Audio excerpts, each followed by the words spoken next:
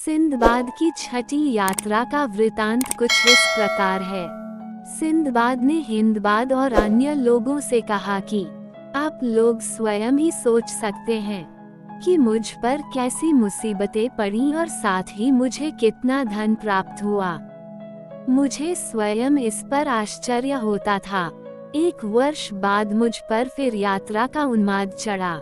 मेरे सगे संबंधियों ने मुझे बहुत रोका, किंतु मैं न माना।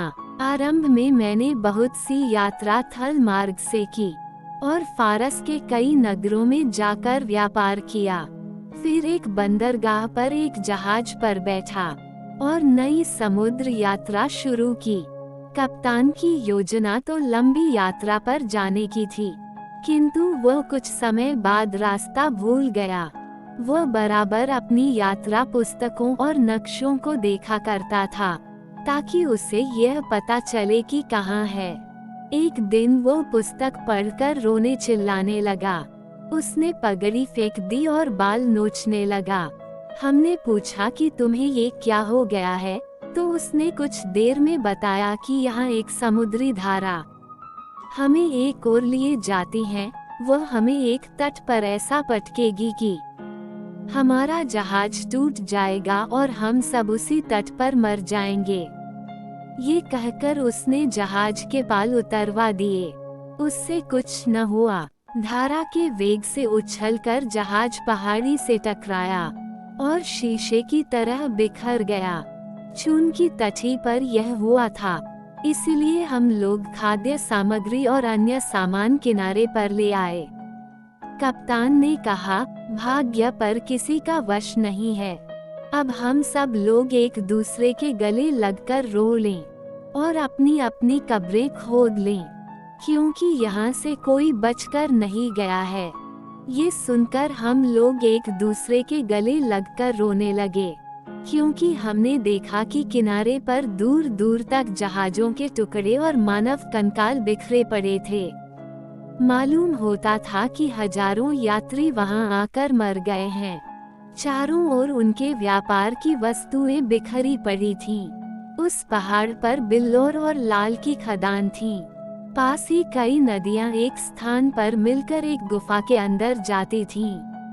उस पहाड़ से राल टपक कर समुद्र में गिरती थी और मछलियां उसे खाकर कुछ समय बाद उसे उगल देती थीं। वही अभ्रक बन जाती थी। उस अभ्रक के ढेर भी वहां थे। समुद्र में समुद्री धारा से बचना इसलिए असंभव था कि पहाड़ की ऊंचाई के कारण जहाजों को विपरीत दिशा में खींच ले जाने वाली तेज हवा रुक जाती थी। पहाड़ इतना ऊंचा था कि उस पर चढ़कर दूसरी ओर जा निकलना भी असंभव था।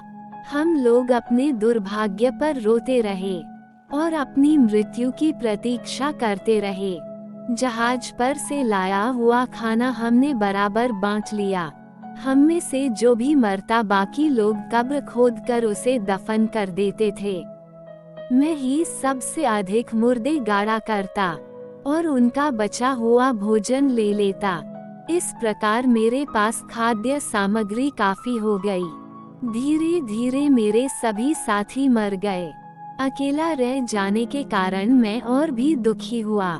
मैंने भी अपनी कब्र खोद ली ताकि मरने का समय आए तो उसमें जा लेटूं।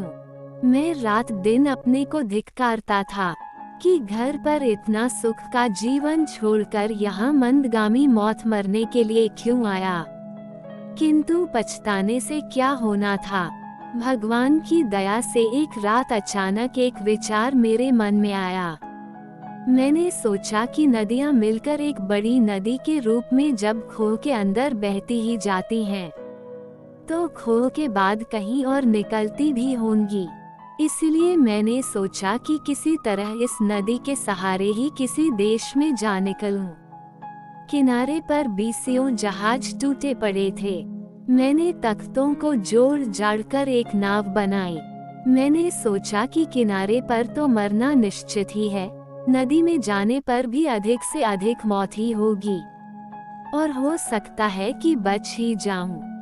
बचने की आशा में मैंने नाव पर खाद्य सामग्री के अलावा वहाँ पड़े हुए असंख्य रत्नों और मृत यात्रियों के बिखरे हुए सामान की बहुमूल्य वस्तुओं में से चुन चुन कर चीजें जमा की और उनकी कई गठरियां बनाई।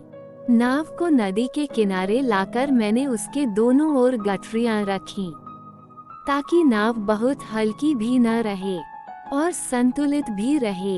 ये करने के बाद मैंने डाँड़ संभाली और ईश्वर का नाम लेकर नदी में नाव छोड़ दी। नाव गुफा में गई तो बिल्कुल अंधेरे में आ गई। मुझे दिखाई न देता था। नाव को कभी धारा पर छोड़कर सुस्ताने लगता, कभी खेने लगता। कहीं कहीं गुफा की छत इतनी नीचे थी कि मेरे सिर पर टकराती थी। अपने पास जो मैंने रख लिया था उसमें से बहुत थोड़ा थोड़ा खाता था ताकि जीवित रह सकूं। कुछ समय के बाद मुझ पर निद्रा का ऐसा प्रकोप हुआ कि मैं सो गया तो घंटों तक सोता रहा। जब जागा तो देखा कि नाव खुले में नगर के समीप नदी के तट पर बंधी हुई है।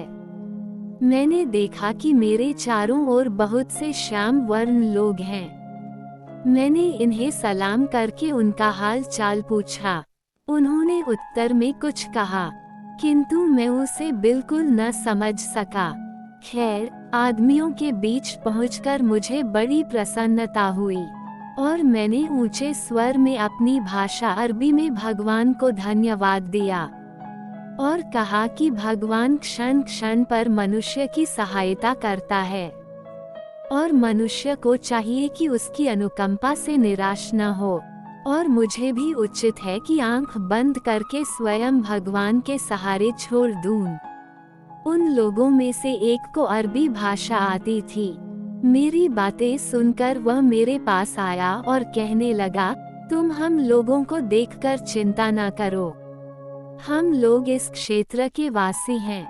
हम यहाँ नदी से अपने खेतों में पानी देने के लिए आते हैं। आज नदी में पानी कम आ रहा था, जैसे धारा को कोई चीज रोके हुए हो। हमने आगे जाकर देखा तो एक मोड़ पर तुम्हारी नाव टेढ़ी होकर अटकी थी, जिससे पानी धारा में आना कम हो गया था। हम में से एक व्यक्ति तैर कर गया और तुम्हारी नाव को उसने फिर सीधा करके धारा में डाला। फिर हमने तुम्हारी नाव यहाँ बांध दी। अब तुम बताओ कि कौन हो और कहाँ से आए हो।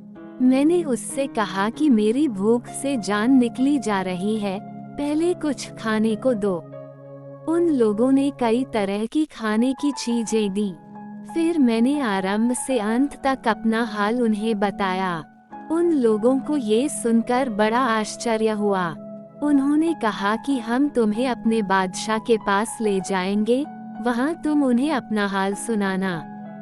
मैंने कहा, मैं इसके लिए तैयार हूँ। वे लोग मेरी गठरियाँ उठाकर मेरे साथ चले। ये सरान द्वीप था। मैंने राज दरबार में प्रवेश किया और सिंहासन पर बैठे राजा को देखकर हिंदुओं की प्रथानुसार उसे प्रणाम किया और उसके सिंहासन को चूमा। बादशाह ने पूछा, तू कौन है? मैंने कहा, मेरा नाम सिंदबाद जहाजी है, मैं बगदाद नगर का निवासी हूँ। उसने कहा, तू कहाँ जा रहा है और मेरे राज्य में कैसे आया?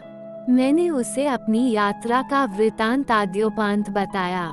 उसे ये सुनकर बड़ा आश्चर्य हुआ। उसने आज्ञा दी कि सिंदबाद के जीवन का वृतांत लिख लिया जाए, बल्कि सोने के पानी से लिखा जाए, ताकि यह हमारे यहाँ के इतिहास की तथा अन्य ज्ञानवर्धक पुस्तकों में भी जगह पा सके। उसने मेरी गठरियाँ खोलने की आज्ञा दी। उनमें के बहुमूल्य रत्नों तथा चंद नादी अन्य वस्तुओं को देखकर उसे और भी आश्चर्य हुआ। मैंने कहा, महाराजाधिराज, ये सब आप ही का है, आप इसमें से जितना चाहे ले लें, बल्कि सब कुछ लेना चाहे तो वह भी करें। उसने मुस्कुराकर उत्तर दिया, नहीं, ये सब तेरा है, हम इसमें से कुछ नहीं लेंगे। फिर उसने आज्ञा दी कि इस मनुष्य को इसके माल असबाब के साथ एक अच्छे घर में ठहराओ इसकी सेवा के लिए अनुचर रखो और हर प्रकार इसकी सुख सुविधा का ख्याल रखो। उसके सेवकों ने ऐसा ही किया और मुझे एक शानदार मकान में ले जाकर उतारा। मैं रोज राज दरबार जाया करता था और वहां से छुट्टी मिलने पर इधर उधर घूम फिर कर राज्य की देखने योग्य चीजें देखा करता था। सरान द्वीप भूमध्य रेखा के किंचित दक्षिण में है, इसलिए वहां सदैव ही दिन और रात बराबर होते हैं। उस द्वीप की लंबाई 40 कोस है और इतनी ही उसकी चौड़ाई है। राजधानी के चारों ओर ऊंचे ऊंचे पहाड़ हैं। वहां से समुद्र तक 3 दिन की राह पर है। वहां लाल तथा अन्य रत्नों की कई खानें हैं और वहां कोरंड नामी पत्थर भी पाया जाता है, जिससे हीरों और अन्य रत्नों को काटते और तराशते हैं। वहां नारियल के तथा अन्य कई फलों के वृक्ष भी बहुतायत से हैं। वहां के समुद्र में मोती भी बहुत मिलते हैं। हजरते आदम, जो कुरान और बाइबल के अनुसार मनुष्यों के आदि पुरुष हैं, जब स्वर्ग से उतारे गए थे तो इसी द्वीप के एक पहाड़ पर लाए गए थे। इस कहानी का अगला भाग देखने के लिए कृपया हमारे चैनल पर बने रहे। जल्द ही आपको अगला भाग सुनने के लिए मिलेगा। धन्यवाद।